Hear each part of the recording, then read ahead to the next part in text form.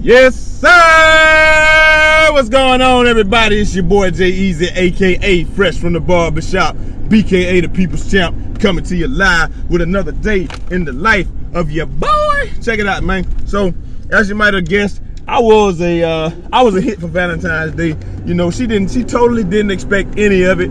And I mean, when I'm telling y'all I was talking shit to her all day, I was like, man, motherfuck Valentine's Day. Nobody don't care about no Valentine's Day. This stuff is garbage. You know what I'm saying? I'm just talking all types of trash to her. But she ended up falling for it and giving in and just saying, hey, you know, Jay, I love you so much. And that's what I was saying, because I hand wrote the card too. Like I put on the front page as if I didn't handwrite it. Like I just signed it on the front page, and then on the back page you flip the page in the card, and I wrote like a whole little excerpt or whatever. So it ended up being pretty good, man. And like I said, I came through in the clutch and saved the day like Luigi's brother.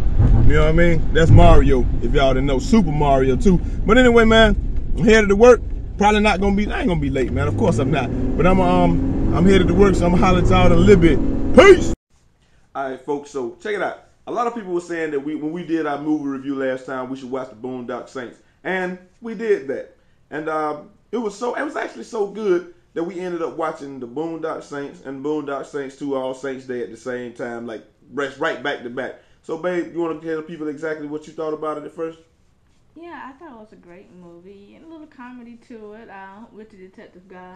Oh, you're about the dude. Yeah, the Green Goblin that played the Green Goblin in Spider-Man. He played he was gay in this movie, man. And that shit was funny as hell. Him flouncing around and just doing all types of dumb shit. He dancing while he investigating and talking about there was a fight over here.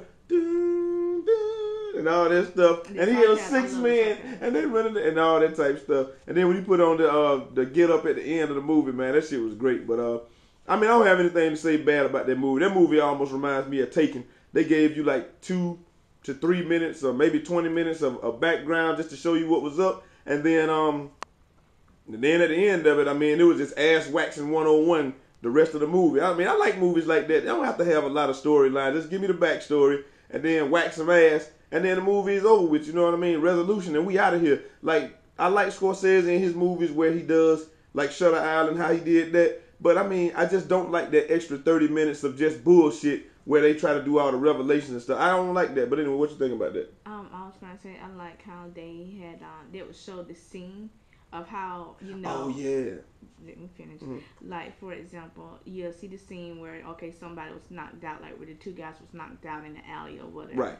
And how it goes back and then play to show how it happened. Yeah, it was showed them. They called it like a backstory or flashback is what they call it. But it was good, though, because it's like you see somebody. Yeah, because you see, they come into the alley and you see some pre-waxed ass. The ass was already pre-waxed when you got there. And then they went back and they showed you how that ass got waxed. Man, that shit was fantastic. I'm telling you. I'm talking about it was so much ass waxing going on in that movie. Then it was like, if they wasn't waxing some ass, they just like me playing Call of Duty. If they wasn't waxing some ass, they was finding some ass to wax. It was just like a never-ending search for waxable ass. They were trying to wax the maximum amount of waxable ass on the planet. And I can get with that shit, because that shit was gangster.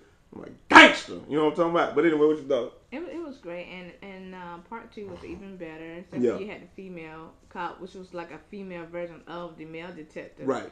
So I enjoyed both of the movies. Yeah, I think I think the comedic value of the dude that played the Green Goblin in Spider-Man or whatever. I think his comedic value, because he was homosexual in the movie and because he was flouncing around and dressing up and drag and all of that. I think that it took something away when the other chick was when she was, you know. I don't think so. You don't think it took some of the comedic value away? No, because she still had it because, okay, you know, she's a lady detective. Right. And they looking at her like a small fella, like, okay, you don't know nothing. Yeah, that's true. And she still has the same smart sense as the male detective, if not more, because he was the one that trained her. That's true. And passed the torch down. So it's same, just different sex, that's all. Okay, so I guess the moral of the story is that women can do just as good a job as men. And we out of here. Until next time, anything else you want to say? No, that's it. It's your boy Jay Easy, a.k.a. Fresh from the Barbershop, BKA the People's Champ. Holla, and y'all know what's coming. 360 out this motherfucker. Yo!